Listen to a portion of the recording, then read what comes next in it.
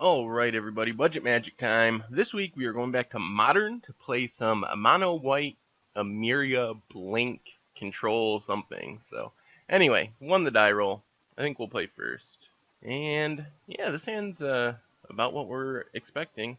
You'll see how this deck works. Idea is basically to play a bunch of these odd enter the battlefield creatures.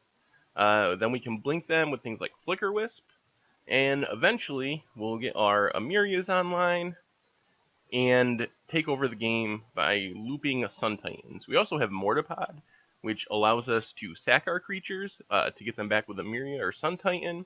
So we can gain a bunch of life with Lone Missionary, pull all the lands out of our deck with Pilgrim's Eye, and so on. So we'll see how this goes. I think we'll just go Plains into Wall of Omens here. If we draw an untapped land, we'll hold off on the Misfill Plains. Because this deck really, once we get to 3, we have a lot of 2s and 3s. Once we get there, we don't really have much until we get to Sun Titan. So this looks like Mono Green Aggro by the looks. Well, I guess we will just play a Squadron Hawk. Let's just search for, I guess, 2 more Squadron Hawks, because we can still play a land. So search for Squadron Hawks. Leave one in our library for next time. And then I think we'll play Misfill Plains over the second Emeria. The sweet thing about Misfill Plains is it is actually a Plains, so it adds Emeria. You need 7 Plains to trigger, and then you get to return a creature from your graveyard to the battlefield each upkeep. So Misfill Plains is a Plains, and I guess our opponent gives up. Well, that was easy. So, yeah, I guess we want the other O-Ring. Probably over this Dismember, since I think that deck has a lot of Undying creatures. Maybe I should have left the Dismember too. Yeah, this hand's fine. We get to Squadron Hawk. The other main reason for Misfill Plains, actually, I was just talking about that, is Squadron Hawk. It's pretty sweet with, because it lets Misfill Plains, if you have 2 or more white permanents, you can pay 1, tap it, and put something from your graveyard on the bottom of your library. So that basically gives you a way to trump with a Squadron Hawk, put it on the bottom of your library, get it back with the next Squadron Hawk, and just have infinite Squadron Hawks for blocking purposes. We're going to gain a lot of life. And our opponent mulliganed. I'm not sure why our opponent scoops so quickly. Rankers up the experiment one.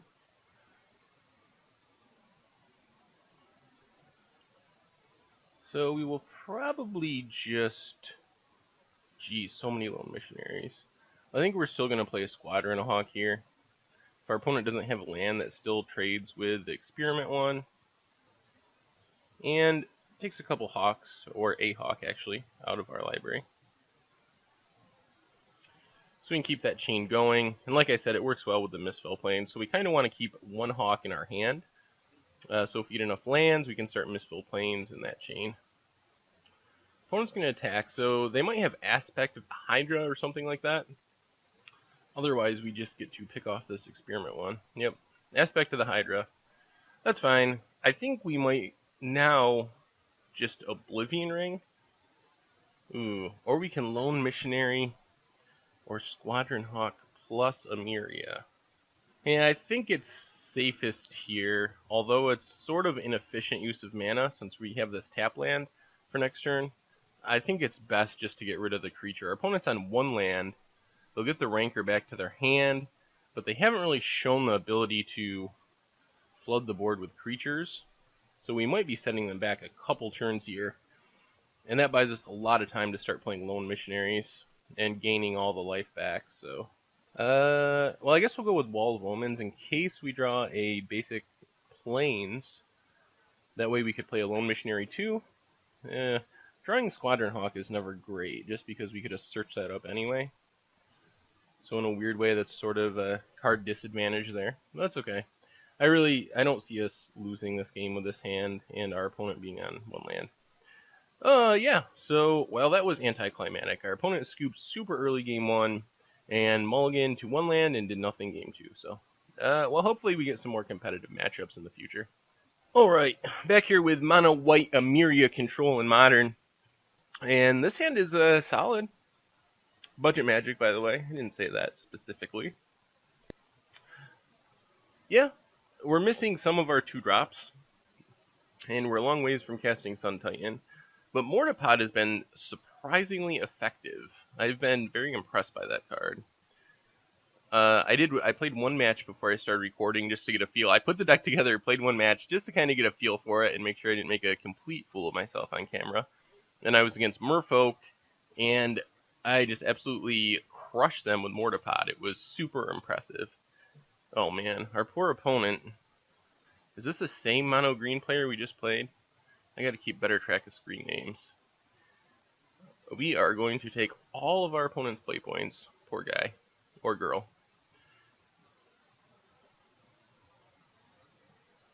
Maybe we'll catch up with Owen Turnwald, who apparently is the Pablo Escobar of play points, in his words. But it seems like Mortipod should kind of wreck him. Sure. Experiment 1.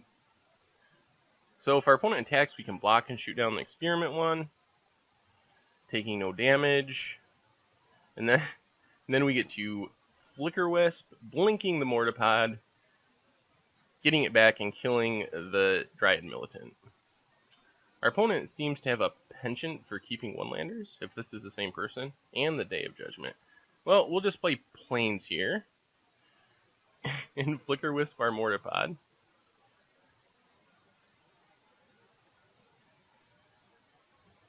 Oh, sooner or later, our opponent's realizing what's happening, and that they're going to have a difficult time beating this. I think we might just shoot down the Dryad Militant at the end of turn, in case there's an aspect of the Hydra.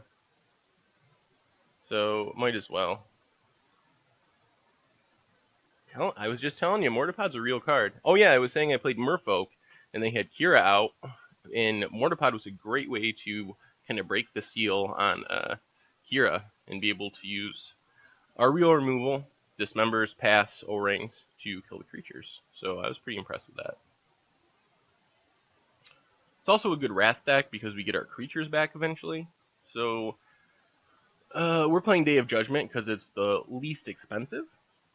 But if you got the money, Day of Judgment or Wrath of God is probably just better, since the corner case of dealing with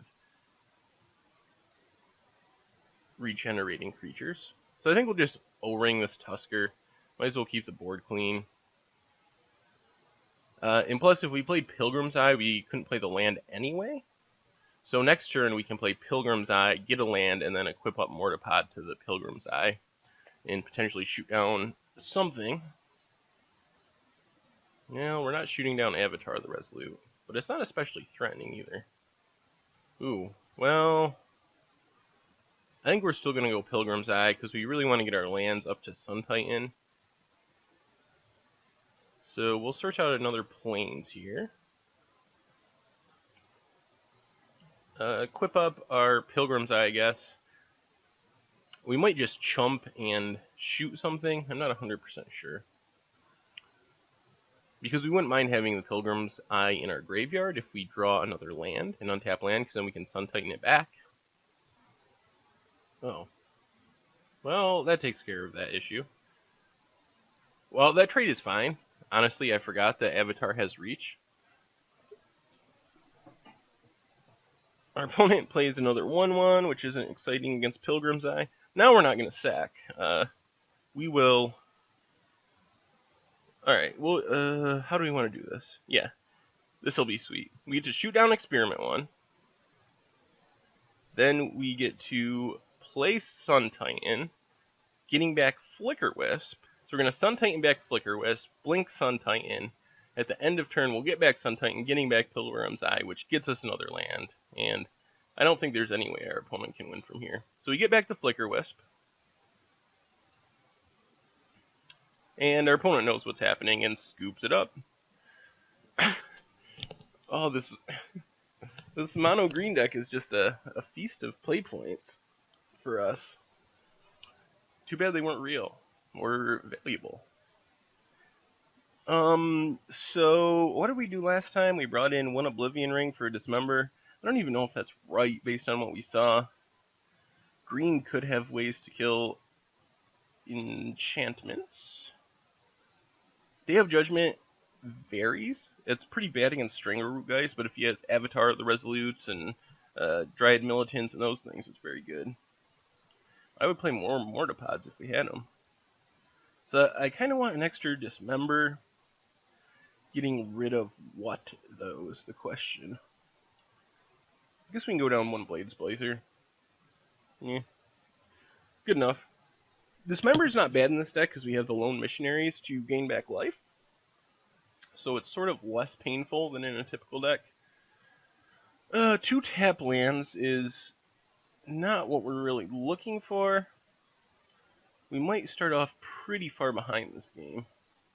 And also 2 Sun Titans isn't exciting. Ooh, Mortipod should be good eventually. So what we'd really like is to draw an untapped land so we can actually cast something on turn 2. Got a feeling tap land into tap land might be a little too slow against this deck. But we'll see. It's always scary because Aspect of the Hydra represents so much damage. Well, I guess we will keep playing tap lands and also drawing tap lands. But luckily our opponent didn't have a 2-drop. So maybe their hand's loaded up with Aspects of the Hydra.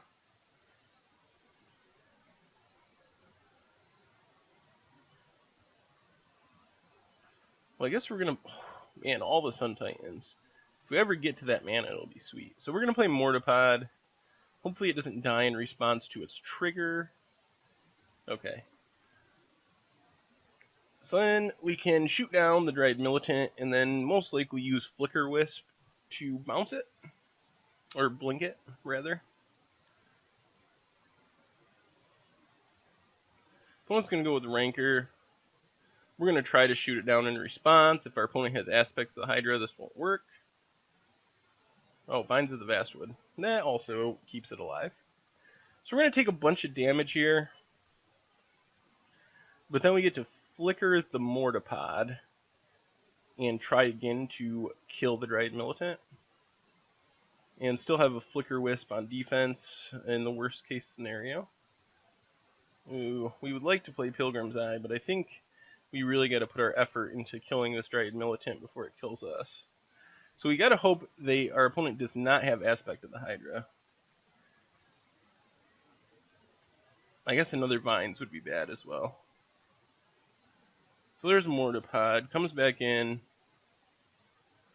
I guess we try to shoot it right now. If we wait until our opponent untaps, then they're getting the pump spell on their turn, which is a lot worse for us. So we aren't just dead to one. We aren't just dead to one pump spell, which is encouraging. It would put us to like 1. Alright, so we go down to 5. It looks like we get rid of the Dryad Militant.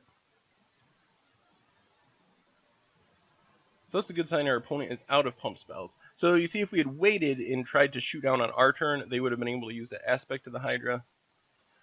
Now I think we need to go Wall of Omens and hope we draw an untapped land. Land? Maybe? Come on. You can do it. Untapped land lets us... Ugh, man, all the Emerias. Well, that's not really the idea of this deck. Well, now we're just hoping we can block and that our opponent doesn't have more pump spells. Alright, no blocks. That means most likely no pump spells. So I think now we want to go Pilgrim's Eye for a plane, since we really need to start getting planes with these 3 Emerias. Now we're going to equip up the Pilgrim's Eye and try to shoot down the experiment one. Can't play the planes yet, but it sets us up for next turn for a Sun Titan to get back to Pilgrim's Eye, or actually the Flicker Wisp chain. We can play Sun Titan, get back Flicker Wisp, Flicker the Sun Titan, get back Pilgrim's Eye, which is the exact same combination of synergies that had our opponent scooping last game. So I wouldn't be surprised if that does it again. Especially when you consider we have 3 Sun Titans in hand. Yeah, I would assume this will do it. I don't think our opponent has a way of beating Sun Titan. So, Sun Titan, Flicker Wisp, Flicker, Pilgrim's Eye, Scoop from our opponent. No? No Scoop? Alright, so we get back Flicker Wisp, Flicker Sun Titan,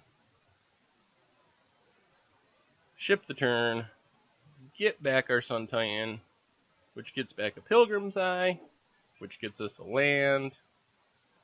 And the nice thing about the Mortipod is we can use a Mortipod to do the same thing every turn, basically. We can sack out these 2 creatures, attack with Sun Titan, and just go through that chain until we grind our opponent out of the game completely. Anyway, so we are learning quickly that our deck can beat Mono Green Aggro.